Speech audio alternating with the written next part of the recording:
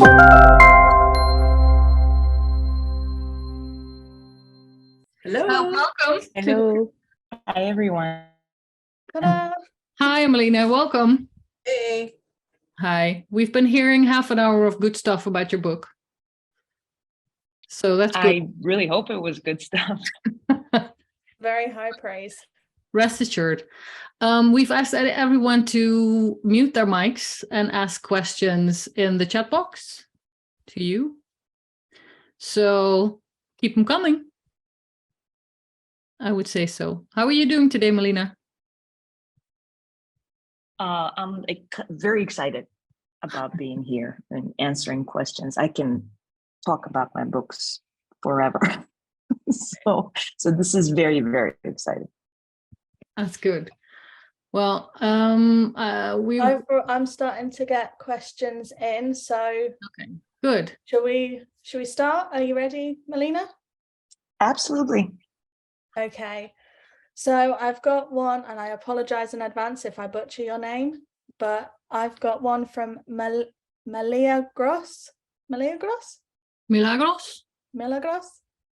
Anyway, hi Milena, what inspired you to start writing this book? And did you have a scene that was personally hard for you to write for whatever reason? Wow. You don't start with easy ones. I thought like maybe you guys are going to start with like, what's your favorite color or season or something. But okay, so I'll answer from the end to the beginning. I don't normally put anything or much of myself or my own stories into the books, as I'm told it's quite unhealthy that I don't. But this is the first book that actually has a part of me and my life in it. Dyscalculia being something that has been part of me for as long as I remember.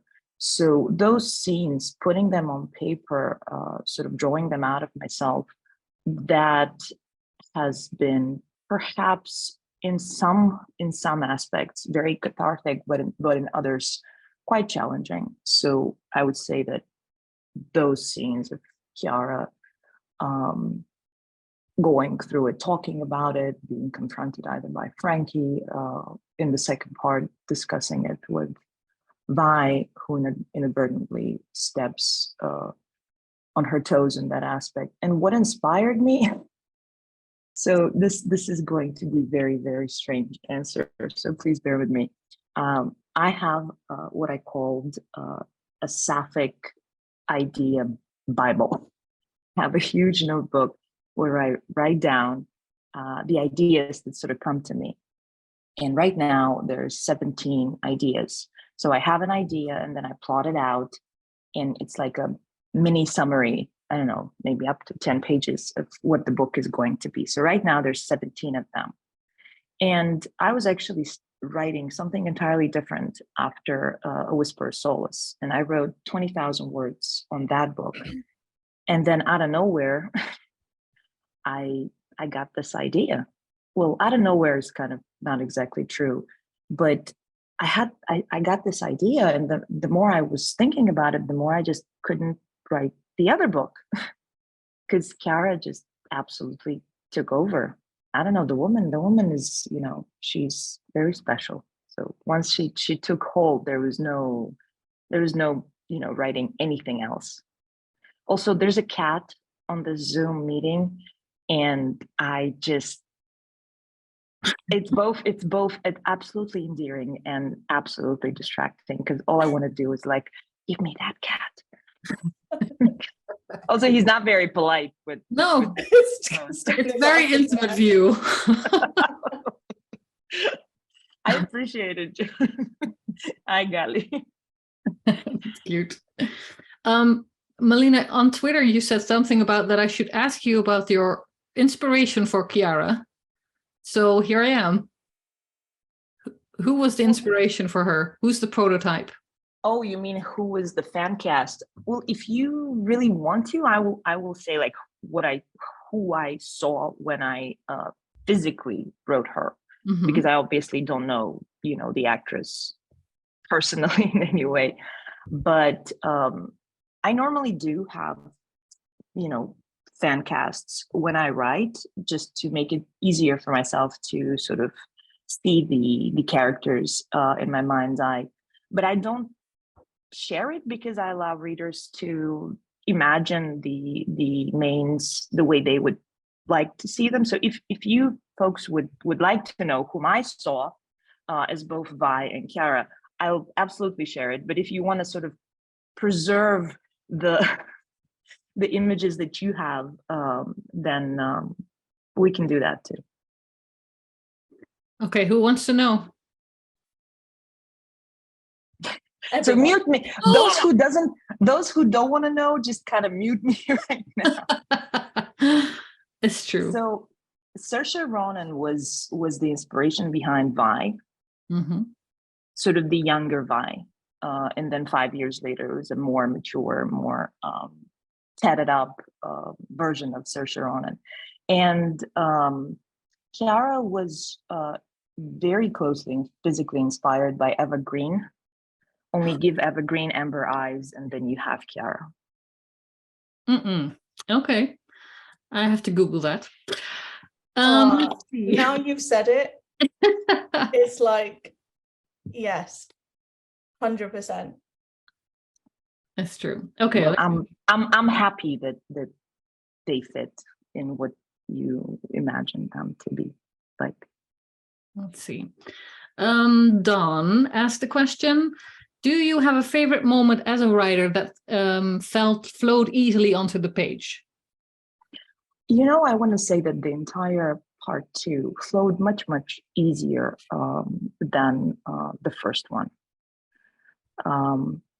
It was both when I wrote it was both how I wrote it, but also being in Chiara's head was much easier than being in Vi's head. Vi juggles so many things at the same time, this absolutely desperate love for her family and wanting to belong and wanting, she's an orphan, but at the same time, there's all these people who are supposed to be her family. And she just, it's that desperation, that hunger for love that she feels with her father. That was very difficult to be in that. And it's also a choice that she has to constantly make in part 1, between her family and her newfound love, which is Chiara. That was very difficult. Whereas Chiara's part, it was much more straightforward in terms of she's not as split in her feelings as she is split in sort of her guilt. But that was much easier to write than, plus it's Chiara. Just being in her head felt such a, I don't know, I loved writing her point of view. Jess, do you have another one? Jess I do. Okay, so I've got one here from Ellen, and it's, how did you come up with the whole fairy tale format? Oh, I want to say that it started with The Perfect Match. So not my first book, but my second book, where I wanted to have a bit of, whimsy, a bit of something out of this world. And I just loved incorporating that in The Perfect Match, having the Greek mythology in there. And then the headmistress, which contains the sort of the red line through it, which is the fairy tale, the Scottish fairy tale known as the Light Princess. And I was just entirely since then addicted to putting this little tiny bit of whimsy into my books. The Solus has the Icarus myth. These thin lines have Cinderella. So now I gotta go back to the delicate things and sort of retcon that one and shoehorn some kind of fairy tale in there. Maybe The Devil Wears Prada is a fairy tale in itself. Maybe. The Ice Queen is a fairy tale, like True. ice, like Frozen and stuff. Maybe. Check. Okay, Chris wants to know, hey Milena, what was the inspiration behind making Renata and Arabella have a past? Well, I did a podcast not long ago, and somebody asked me, well, it was Nina Cohen, and she asked me who's my absolute favorite secondary character, like absolutely most favorite out of all my books. And with which of my secondary characters I would like to take a road trip. And I would give an arm and a leg to go on a road trip with Arabella Archibald Pond. Like, you cannot imagine that woman. She would probably take me to all these fancy cities and hotels in the most luxurious of cars, and she would have a story about her adventures in absolutely each and every one of those cities. Like, I can't imagine. Like, she's just fascinating to me. Her entire present was fascinating to me in the delicate things we make. So I wanted to give her a happy ending. I wanted to give her her own version of a happy ending. And so when Renata came around, I don't want to say bitchy, that's not a good word, but I love these kind of authoritative, knowing, seeing, all-seeing characters. And I thought she would totally not put up with Arabella's bullshit, not for 1 second. Because Arabella, I mean, she's this, this hurricane on her own. So she needed somebody who would just put her foot down and said, "Excuse you." so that it seemed like a pretty seamless fit. I hope you enjoyed that pairing. I did. I think I see people going like this. So, and there might be another book in there. Maybe ID 18. I am not promising anything, but I'm also not saying no, because I've said no before. Like, I had a discussion with my editor where we talked about future plans. We discuss them before every year starts. And it was like, oh, well, this is what we're writing next. This is the ideal plan. This is plan B, where it's not as ideal. And this is plan A, plan C, when we write nothing.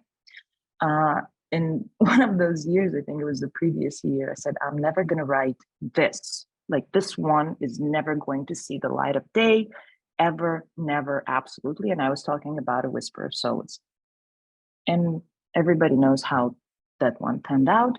So I don't want to say no, because it just doesn't happen to be a no.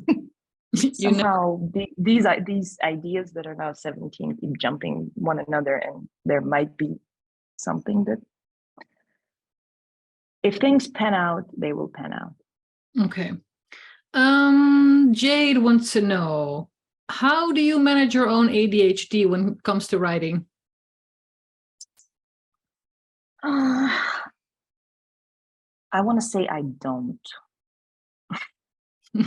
Okay. But when I really have to, there's an app called Forest, and it has been invaluable for me. It's a little app. It's free. It's very simple. You download the app, you open it, and you get this square patch of land, and you plant trees or bushes. And if somehow you get distracted or you reach for your phone, which I tend to do, this is my biggest thing, is even when I have nothing, I tend to just suddenly want to reach for my phone and just scroll things for no particular reason. But if you do that, the tree will die. And the trees are so cute and just so adorable. It hurts my soul if I let that tree die. I saw Dr. Sue totally feeling me in this moment. So I can't touch my phone. So it's even better than, just putting your phone somewhere else, or locking it in somewhere, because you always have the key of that drawer, etc. But having your phone grow trees and not letting them die if you touch your phone, that is keeping me on track like nothing else. That's a good Forest. Forest. Okay, I've written it down. Jess, do you have another question? Because I can keep going, honey. I don't know what you're saying. My bad. Can you hear me now? Yes. Grand. Okay, so I've got one from Joanne, and it says, Vi feels very similar to Sam in The Headmistress. The turmoils of family and acceptance and how it affects your relationships. Just a thought. Would you care to comment on? Vi and Sam being similar. I wouldn't say so, not necessarily. I think Sam is much braver.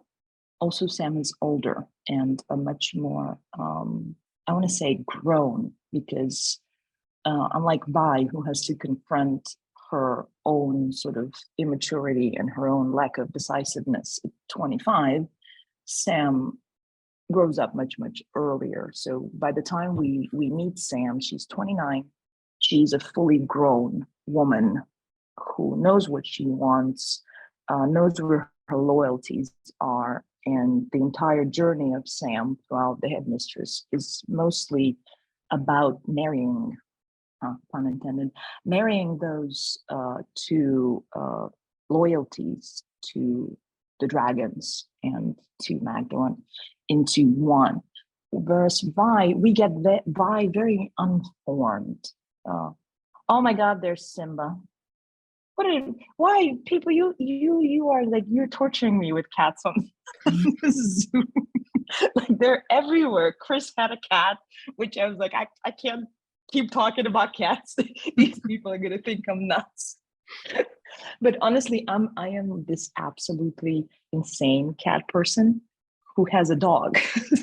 So every time I see cats, especially ginger cats are like a weakness, like total kryptonite. I will just lose my train of thought and be like, oh my God, ginger cat. Yeah, Laura, like hide the cat, because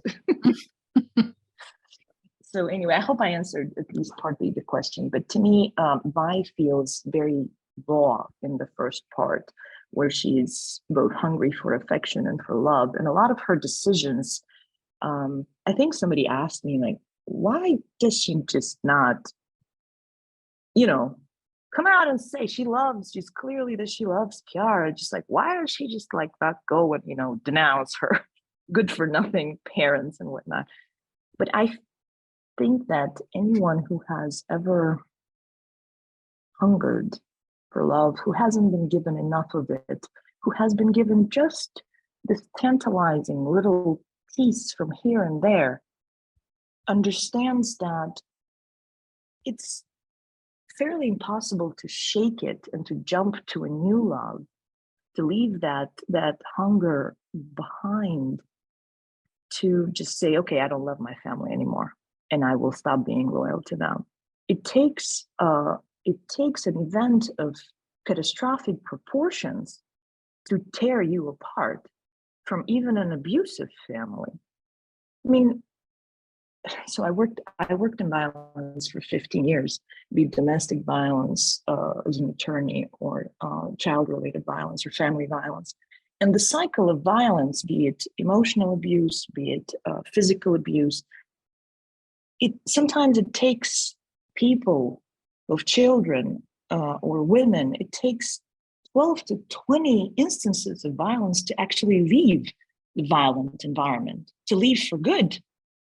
So for Vi, who is so sheltered in her world, to just leave her family and to abandon them and to say, okay, I'm going to go to the police now, denounce them, it was never going to happen. So survivors of violence take time to adjust to the idea that they finally can leave. Survivors of violence take their time to actually leave, and some of them return back, and the cycle starts over and over and over again. So to just dismiss Vi's sort of, oh, why does she just, like, she has Kara now, she can just leave whenever. Sadly, it doesn't happen like that in real life. So I couldn't. Some of this book isn't exactly fictional. Some of this book is drawn from real life. Also, Ellen had a dog just now. I saw Ellen had a puppy. a little puppy. Shall we go to lighter subjects? Especially for you. Would Binoche and Willoughby get along in some universe? Ask Milagros. Oh, well, okay, but I have to explain myself here a little bit because this keeps coming up. Why not all of the Mac universe characters meet, and why some of them meet, and why some of them never do? There was a proposal somewhere, I think on Twitter, of because Lee Winter brought all her villains in the same book, and somebody was like, well, why don't you bring all your ice queens in the same book? Why don't you bring Devore, Magdalene, Neve in the same book? Well, technically I can't. It's not temporarily, it's not possible. They're not in the same timeline. Magdalene, the headmistress, happens outside of the Tainted Tinseltown universe timeline. Even if Audrey does go to Three Dragons, she is in middle school. She graduates middle school when Dragons burns. So technically, the headmistress happens quite a number of years earlier. So I'm sad to say that Binoche and Willoughby can never meet. Well, okay, they can, but Willoughby has to be like 30 years old or something. Which he will be. Yes, I mean, if any cat can live forever, it's totally Willoughby. Exactly. Jess. I've got a question from Janie on Twitter. Because she wasn't able to make it. She asked in relation to Binoche,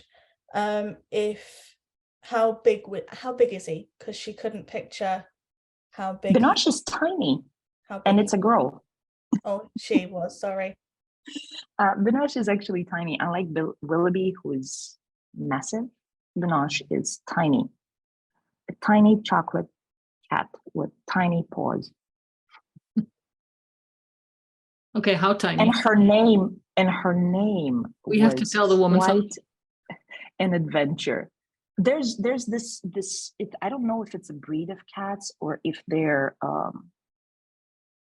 like bred within the breed, but they're cats with tiny legs. I've seen them more and more now, but they're like small, short-pawed cats. Short. So they're tiny. They're like half the size of the actual cat because their legs are shorter. Okay, Milagros is dying. She says it's so cute. Well, Binoche is cute, as arrogant and haughty and entitled as she is. Heather has another question. Oh, can I go? Go ahead, babe. Did you plot the entire book out first? What was the first scene you wrote? I am absolutely one of those retentive people who has to have everything plotted before I even sit down. So the idea itself can spark, but then I'll spend a couple of weeks plotting it out. Well, the way it happens actually, and let me bore you with my process. So there's an idea, and normally I have my group chat, and in that group chat, I just, like, in all caps, it goes, "I have an idea," and my friends just laugh their asses off because it happens often, and they're probably sick and tired of my ideas that never get transposed into books. And then they ask me to outline it in writing, and I do. And then they laugh some more because they've seen plenty of those ideas and outlines that never go anywhere because they just sit in the notebook. And then if the idea actually takes a very strong hold, I have calls. So I call them and I start telling them the idea now, extemporizing, and this is going to happen, and this is going to happen, and this is going to happen. And when there's consensus that it's A, interesting, B, can be done, because that's a bigger one too. Can it even be done? Can it even be written?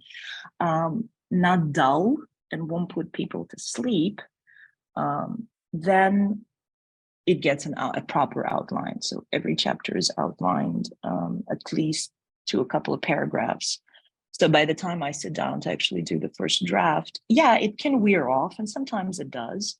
But when I sit down to do the draft, I know exactly where it's going. I know who the villain is. I know how it's progressing. I know exactly how it's going to end. Sometimes, it takes different shapes from what is on the, on the outline, but most of the times I stick to the plot. Otherwise, I'd be so distracted. I would never finish it. I admire people who call themselves, what is it, pantsers? Pantsers, I think is the term. People who can just sit down and write 20,000 words without any kind of guiding system. I'm not one of those people. So we have those friends of yours to thank for all the books. Yes, without my friend group, without my best friend, and without my work wife, there is no Milena McKay as an entity, as an writer, as an author, as anything. So have they ever not agreed with each other? If they have never not agreed with it, this is a fascinating question. Thank you. They have never, they have completely different sets of morals. One of them, there's this how do you say this? I want to say GIF, but I heard it's like GIF. I heard people say GIF or GIF. So there's this GIF of Elmo setting things on fire. And there's Elmo and behind him, and like fire. That's my best friend, Elmo setting things on fire. So when my best friend gets into the weeds of the idea, it's all about let it burn, like set everything. And I don't mean just in the way that the headmistress, everything burned, but just like cause as much ruckus and chaos as possible, and let's watch the world burn. That's my BFF. Versus my work wife, who's also my editor and my cover designer. She is the voice of reason. She's the voice of reason. And she's like, wow, I'd like to see this world burn so much, but let's kind of not do that yet. Let's not do that yet. You get to set things on fire later. So she allows me to set things on fire in small doses, versus if it was my BFF's sort of decision, the whole world would burn from the first page. So now that's the difference. So now we have to read all the books again and think, that's the best friend. That's the right wife. We can in the whole story. I am extremely, extremely fortunate to have the people whom I have by my side, because it's not a joke, it's not an exaggeration. I'm absolutely truthful when I say that without them, there is no Milena McKay, the author. You can't do this alone. I admire people who do this entirely alone. I am one of the completely reclusive introverts that can, and I work from home so much. I barely see the light of day outside of my apartment, except I need to walk Jamie. But I wouldn't go out, if I didn't have to. But I still do not know how authors, especially indie authors who don't have a publisher, who do this alone, entirely by themselves. This is such a lonely, lonely profession. You're entirely on your own, and you put words into the void, and you don't know if anybody's going to ever read them, if they're going to be appreciated or not. I don't read my reviews, so it's so gratifying, and it's such a blessing to be surrounded by people who guide you, who love you, who appreciate you, and who want the best for you, who have your best interest at heart. It is so rewarding. I'm very lucky. I'm very fortunate. And so are we, because otherwise there would be no book club. I have a question / Sure. point here to on the topic of friends. So Ellen asks, do your characters stay with you forever like imaginary friends? And a little asterisk of like a point is Henna, she is the dog who picked the headmistress for me. I know. There's a picture. I have it Next saved the on way my back. phone. I have the picture with the puppy and the book saved on my phone. It's if you have pets, and if you have pictures of your pets with my books, I will save them on my phone and I will treasure them and I will carry them with me. That's the kind of nerd I am over pets and books. I do. Some characters stay with you to the point of unhealthy. Some characters stay with you to the point of what would Neve do? And Neve is actually the kind of character that my BFF would absolutely approve of, because every question that starts with what would Neve do is Neve would set the goddamn thing on fire. She would not entertain thoughts of maybe we should solve this or maybe we should. No, her answer to Audrey being kidnapped is let's bomb. So let's invade. You know, she's that kind of absolutely horrible person that she is. So no, some of them stay to the point of unhealthy. Neve is one of them. Absolutely. I have another one from Rach. Are Kiara and Vi's eye colors deliberate? Amber candlelight and gray shadow. They're deliberate. In fact, all the eye colors in every books, just like the names, they all have the symbolism of their own. Kiara's is actually there's not much.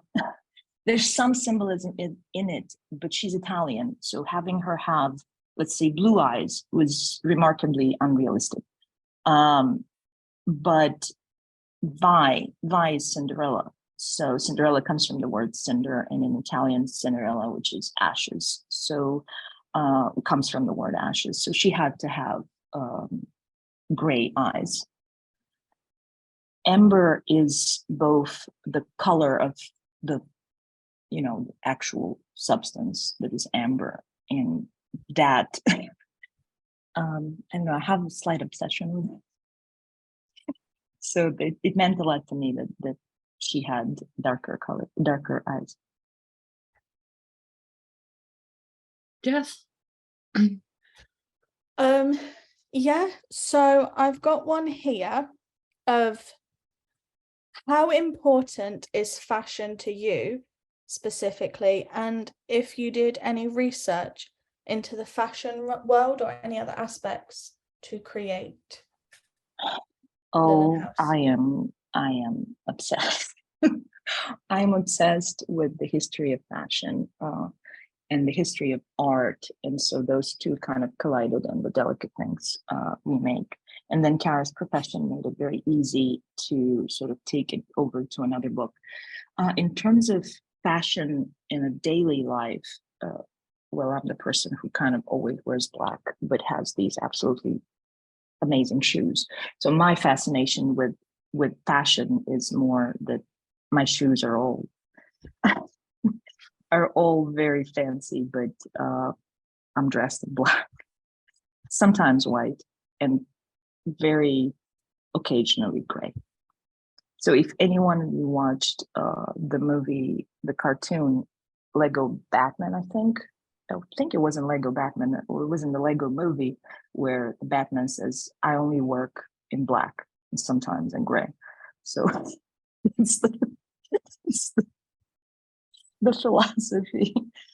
But history of fashion world is absolutely fascinating to me. Still, for Kiara's book, I did a lot of digging around in terms of commercial espionage, how it works in fashion world, what are some of the repercussions, what they can, slide, what they can't, etc. Okay. Just before we move on. Oh yeah. It's 8 o'clock for me, so it's an hour later. Mm-hmm. I know, Milena, you said you can run over time a bit, but is Oh, everyone I can okay to stay. ask more questions? If people would like me to stay, I can absolutely stay. Do you want her to stay? But if anyone has to go, please, I will never, feel insulted if you have to leave or anything. So please feel free. I know that this was advertised as a 1 hour event. So if anybody has other plans, but I can stay for as long as you want me to stay. Okay. Well. Okay. Well, definitely half an hour more. Okay. Well, slip Okay. out if you need to, and otherwise stay.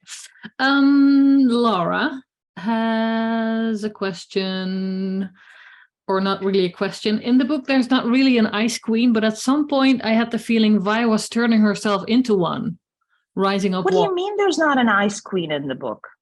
What do you mean there's not an ice queen in the book? Not me. There's literally an ice queen that appears. I think it's chapter 2, that the ice queen is saved from a puddle on this Parisian street, and she makes her very meowy entrance into the book. This is a McKay book. There's an ice queen. What are you talking about? The ice queen has 4 paws. Oh. A chocolate kind, maybe not. Chocolate ice cream. Chocolate ice cream. But honestly, Vi, the transition that Vi undergoes in the 5 years that sort of break down the between the 2 parts, she goes through. I mean, there's just so much pain, both the pain of guilt, because no matter what, she did cause Chiara one of her biggest betrayals in Chiara's life, but also a lot of anger, because Chiara does abandon her unjustly, because Vi knows she didn't really, it wasn't her, and she doesn't entirely lie when she says that she didn't do anything. So these 2 feelings war in her. That is why I think when I was writing in one of the questions, I was like, why wouldn't Vi, find her years later or a little later? Why wouldn't Vi say, hey, I mean, it's been 3 years or 2 years, I'm now in a step with 4 years. Why is it that they meet by an absolute chance called Arabella Archibald Avant? Why is that Arabella brings them together? Why isn't that Chiara doesn't go after, or why isn't that Vi doesn't go after Chiara? Well, it's both the guilt and it's the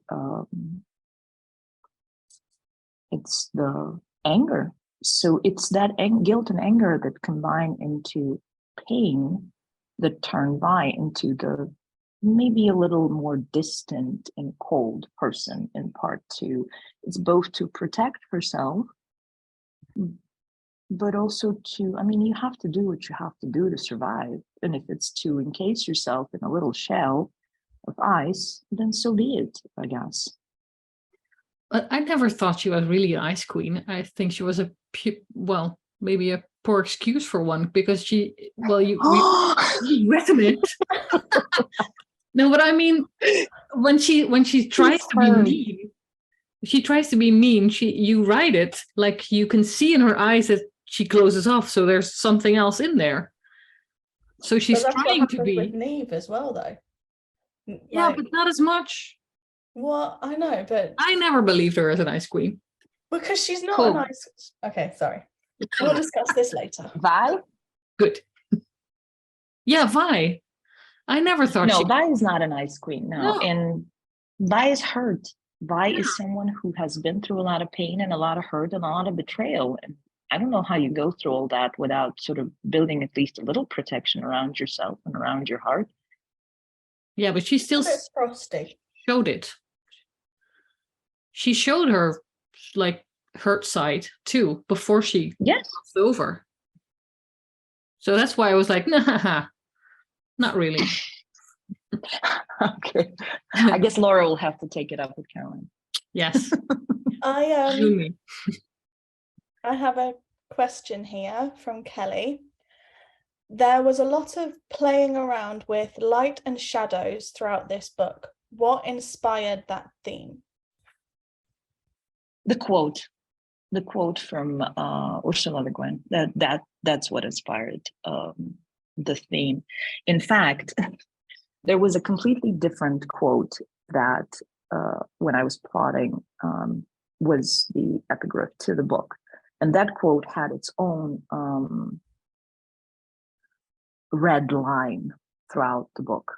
So I finished writing part one in the summer of last year, and then just sort of my life took a insane amount of events that just happened one after another, and I had to pause writing. But in the meantime, I found this quote by the absolutely incomparable Ursula Le Guin, which is, if you light a candle, you also cast a shadow. And it just had such an impact on me because there's so much to unpack in this. What is it, like 10 words? But, or however many, I mean, don't make me count, but for obvious reasons, don't make me count. But in this one sentence, she packs a punch that just takes you absolutely out. And you can attribute it to, if you do a good deed, there's still a road to hell, paved with your good deed. If you do a bad deed, again, if you enter somebody's life, you leave an imprint. So it just it took me out. I was like, oh my God, this is why you're a genius. Because you can say these 10 words and totally change somebody's, the course of somebody's book with 10 words. And so that's how that thinking about what we do, how our every single action, now the second, is it the second law of Newton, the action and reaction, or is it the third one? Every single thing we do has an impact. Every single thing Vi did in the first part had an impact on Chiara, on Renati, on Aoife, on absolutely everybody. Every single line they crossed then had its own, pingbacks to part two and how their lives changed. So that quote about light and shadow, and how it isn't actually about light and shadow, but it's about action and reaction and what we do and how it changes people's lives. It changes our own lives. That's what sort of inspired. And now Chris has a different cat. There's two. Okay. And there's a dog. Jamie has a dog. Oh. This is absolutely adorable. Okay. Jess, you're muted. Damn it. Sorry. I have a question here from Ellen. How do you come up with your character names? All of them. All right. So some of them I wrote a blog post about. The ones that the story is I think the most insane one is about Magdalene and Sam. That's just like the most insane story of how I came up with those names. I was researching the golden reserves of countries. You know how it's middle of the night and you do Wikipedia and it's just like one article after the next, after the next, after the next. Maybe just me. But I was like 2 hours deep from something that I started from something completely unrelated, and suddenly I was into articles on bullions and gold and golden reserves and and then it just it was just the funniest thing that I read was that the UK keeps its gold reserve on Threadneedle Street, the bank. I mean, Threadneedle, it's such a cool name, cool word, Threadneedle. And it's the Bank of England that's located on it. And I've actually been on that street and I liked it a lot. And then, you know, from there, it's like, wait, where do we Americans keep ours? Oh, wait, hold on. Knox, we keep it in Fort Knox. And from there on in, initially Magdalen was Knox with a K, as you spell Fort Knox. But it was Willoughby's influence here that changed KNOX to NOX, because NOX means darkness in Latin. And he's the cat that follows the sunshine. So when she appears, he changes his routine entirely to follow the darkness, which is Magdalene. So he sort of changes his entire thing from sun to light. So that's how they came about. Chiara and Vi. Well, Chiara means clarity in Italian, and Geneviève has a lot of different meanings, so it depends on which one a reader wants to choose. But Chiara plays this immense part in Vi's life, where she is sort of her guiding light. She's that lighthouse that you know, beacons and takes her out of that family and of that situation. So there might not always be a very deep meaning behind the names or the words or the last names, but there's always at least a little something, a little thought in there of why they are named the way they are named. Laura, don't ask why Devore is named Devore. Now we want to know. No, that's the one thing that so after I wrote that blog post and explained why Jameson Walker is named Jameson Walker, obviously for spirits, why Magdalene is named Magdalene, Sam named Sam, why the Cupids are named the way they are, I left one name unexplained, which is Vivian Devore, and it actually wasn't by choice. Anyway, I didn't explain it, and Laura was in my DMs ever since. Why don't you tell me what the word stands for? So now it's a matter of principle. I can't disclose this. This is now state secret. So state secret. Okay. Right. Let's see. Have you got I more? have another one. Yeah, go. Now I haven't actually read A Perfect Match yet. Don't shoot. But I have read The Headmistress 4 times, so I'm pretty sure that balances out. Anyway, this is the first book that I've experienced where it's dual points of view. So first half by, second half Chiara. What made you do that?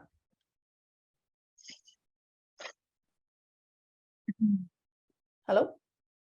I don't know. No. No. Cool. I want to say that it all has like this very deep and profound meaning, but not everything.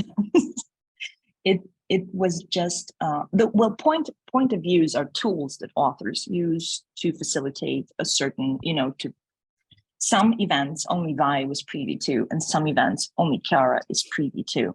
So there's no way to sort of write this book and tell it from only one point of view entirely in its entirety, because then we miss on certain things that I would like as an author for the reader to be privy to.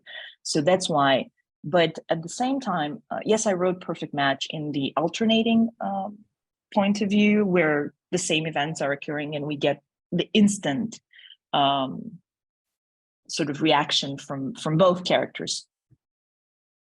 Here, it wasn't warranted, but so we saw the first part of the book from Vi's within Vi's eyes, and then we get to see the fallout and the aftermath from Chiara, and the resolution from Chiara, because she is the one who's instrumental to it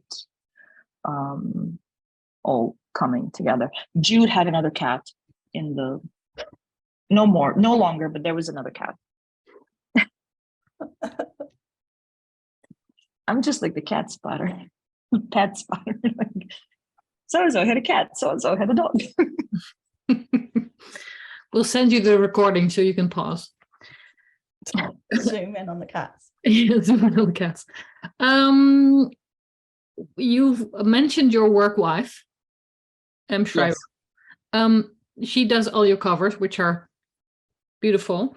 Does she get a free hand? Isn't she amazing? She's awesome. Isn't she amazing? I mean, I've never met her, but I think she's awesome. Does she? Well, she's on the chat. She's on this Zoom call, so you can all tell her how You're amazing awesome. she is.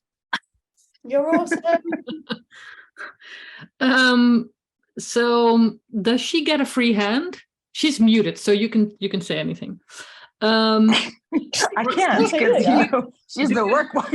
I can't say it. I'm like, if I know what's good for me. No. You can send your BFF. She'll burn everything down. Does she get a free hand, or do you have like No. very specific things you want? I am horrible. I am absolutely awful. Good thing that she's muted and she can't contradict this, because she would, but she can't. So good for me. I can say whatever I want now. Ha ha ha. How do you like them apples, babe? She's gonna unmute anytime. She is the most patient, the most, like, I don't believe in this astrology thing at all. I don't. I kind of use it to my own advantage. When I see something good and funny about Pisces, I totally repost it, but otherwise I don't really buy into horoscopes. But she is the quintessential Libra, cool, calm, collected, steady hand under fire, or under Milena's fire. So she puts up with so much. She's an angel. She's a saint, because it all starts with, from I have an idea to, hey, this is the image and I want you to do this. And then I can totally see her face as she sits there, and like this long suffering hand on the brow with like, this is not possible.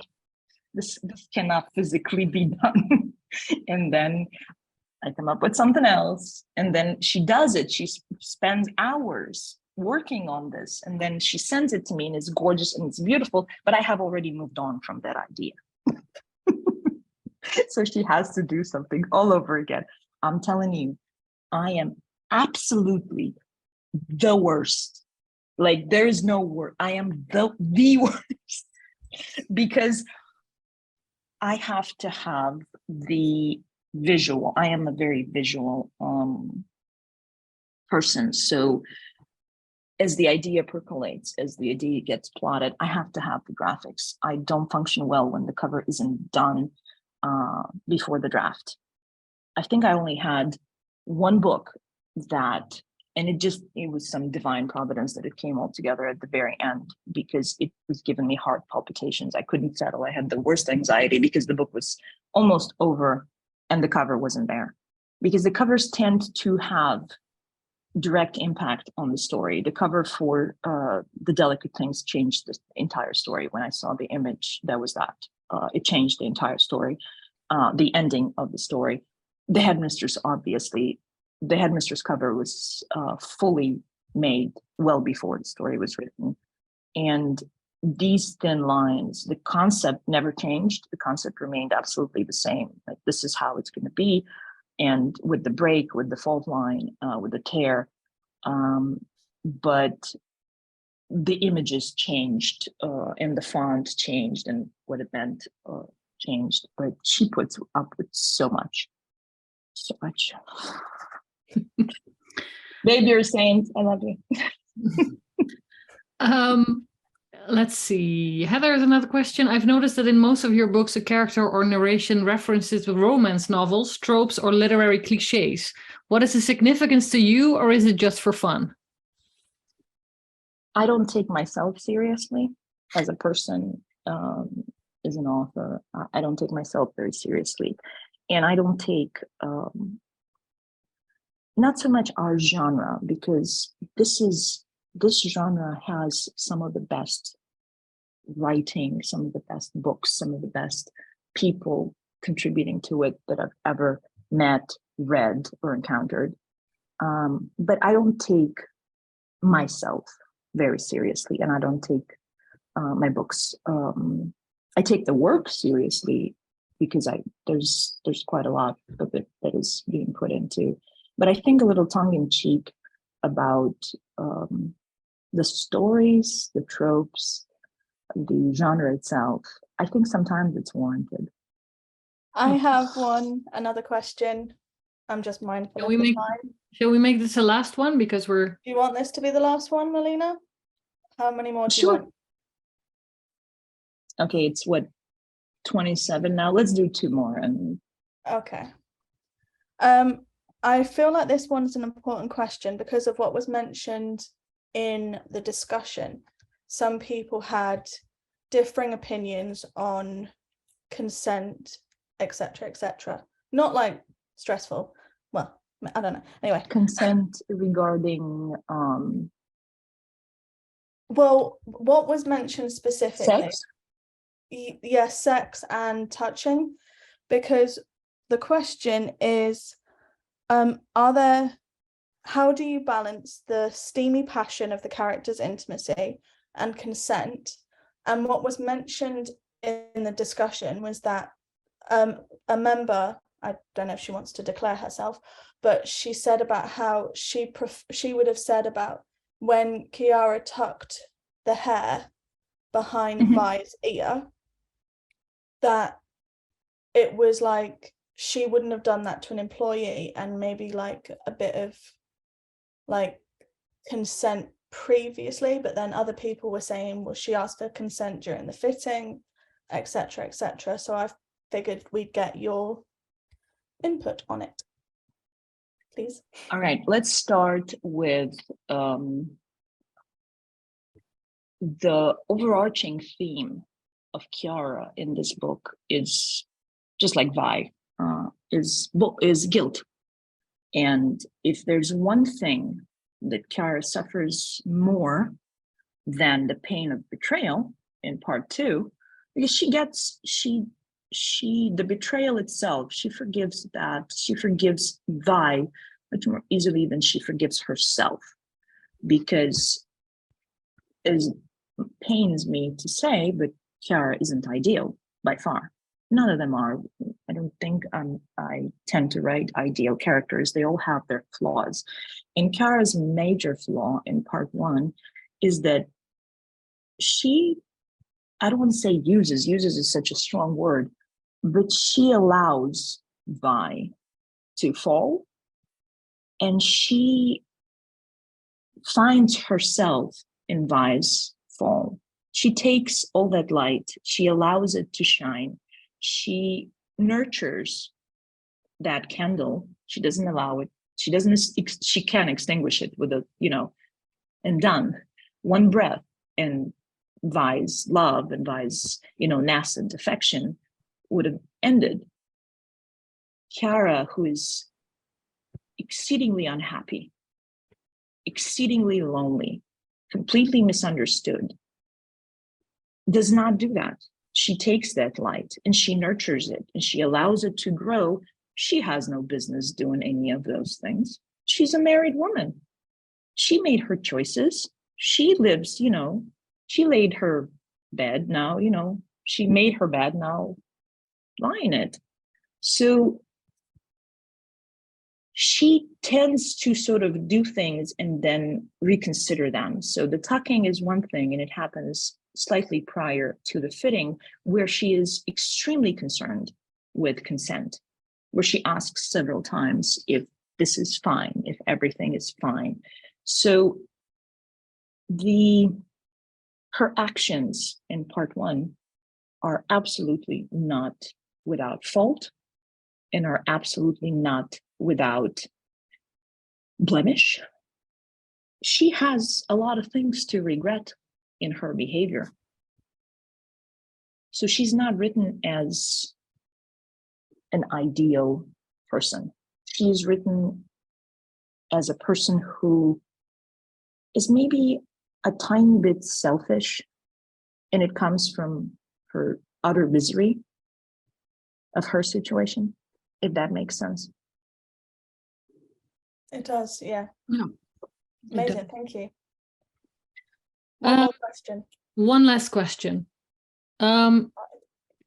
What is your obsession with red-soled shoes? Oh my God, it's the Louboutins. They're iconic. They're a legend. They are. If I could have all of them, I could, but I can't because they're so prohibitively expensive. They're a fashion icon in themselves, and people who can't afford them, it's a fashion statement, and Magdalene wears them in chapter 2 of the Headmistress, and makes quite an entrance, dressed all in black with the red soles and her red hair. So they're just so iconic. And they're always on the feet of the Ice Queen. Well, Neve wears, Cara wears Blahniks a lot. Neve wears Jimmy Choos. They choose different ones, but all of these shoe brands are something I am entirely obsessed with. Do you own all of them? No, are you kidding me? They're prohibitively expensive, but they're amazing. Just absolutely like beautiful, iconic, legendary. Well, Okay. I lust after shoes. Just like and cats. absolutely. Okay. Red-soled shoes and cats. Yes. We've got it. We've got it. Okay. Well, I think that's it. Yeah. It's true. Thank you very Is much for everyone your happy? time. Thank you all so much. Thank you all so much. Thank you for your questions. It's been wonderful. Thank you so much for attending. Okay. Well, thank you very much, Milena. Thank you very much, everyone. Thank you, Milena. Thank you, everyone.